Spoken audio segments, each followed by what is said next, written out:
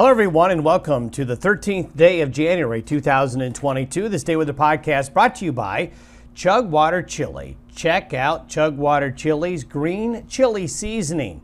You used to have a lot of fresh green chilies around to make a big pot of green chili, but go to chugwaterchili.com and get some Chugwater green chili seasoning. It's an easy way to use a blend of spices designed to simplify your meals. Create a delicious green chili in just minutes using this blend. Don't forget to get 20% off by using checkout code ChugwaterDon. Chugwater Chili, the spice of Western life. Another decent day coming up for the Western High Plains and the Rocky Mountain West. Temperatures will be mild. There'll be breezy areas, yes. A system is going to come in on Friday. There's going to be a brief shot of colder temperatures and a brief shot of snow across especially the mountains, but some adjacent plains. It's a clipper system, kind of just clipping the area. But it will bring a bit of a change in the weather, making it colder for Friday and into the beginning of the weekend.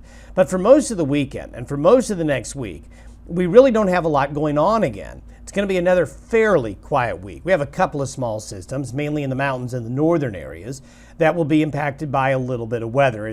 It'll be a northwest flow into the region, so that'll keep temperatures from not getting too warm, but not getting too cold either, as the worst of the weather is going to stay off to our east. Now, the trend towards colder conditions we've been talking about by next weekend is still there. We still, though, have question marks on the intensity of the colder weather, and it's something that as we go through the rest of this week and early next week, we'll be paying more attention on.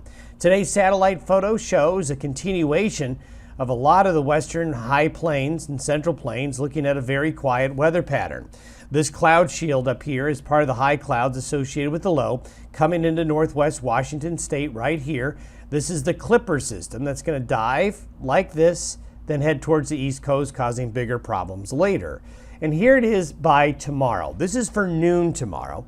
We have the system up over the Dakotas, sliding southeast, just clipping Montana, Wyoming, and Colorado with northerly flow. That'll make it colder, and that'll produce some snow shower activity in the mountains and some of the adjacent plains. But it'll be out ahead of the low, where the better moisture and better snowfall is going to be. So you can see this is a snowfall forecast through Saturday morning with this Clipper system. You can see that the heavier snow is right on the divide, where the mountains are going to catch the better moisture, and both sides of the divide, there will be a little bit of bleed over snow shower activity across the lower elevations. Further east, as we've been showing you, across the eastern Dakotas, western Minnesota, Iowa, the I-80 corridor of eastern Nebraska, and I-90 across South Dakota, you're going to have some travel problems. This will be a pretty good little snow event, and what this system will do is go like this and become a bigger weather maker as it goes through the Ohio Valley. Then eventually, as we get into the northeastern United States, there is going to be, by late Sunday night and Monday, a major winter storm going up the northeast United States. And you can see the western areas of New York, the Appalachians, Pennsylvania, up into northern parts of New England. Now, right now, it may be rain in the metropolitan areas along the coast, but inland, this is going to be a major winter storm. Going out 10 days from now, this is the colder weather we're talking about. This is by next Saturday afternoon. High pressure being forecasted to be at the moment just off the west coast. That turns the jet stream. We go into the fridge with northerly flow and colder Canadian air coming on in. If this happens, this is what temperatures and snow will look like. Now, this is the snowfall forecast from Wednesday of next week through Saturday. So along the Arctic boundary, we'll start to see snow forming again. So Montana, northern and northeastern Wyoming, and the western Dakotas, well, this area here could get some snow out of this as that Arctic air comes on in. But notice, there's just really not very much going on in California, the desert Southwest, and the southern areas of the Rockies. This is going to be a northern part of the U.S. event.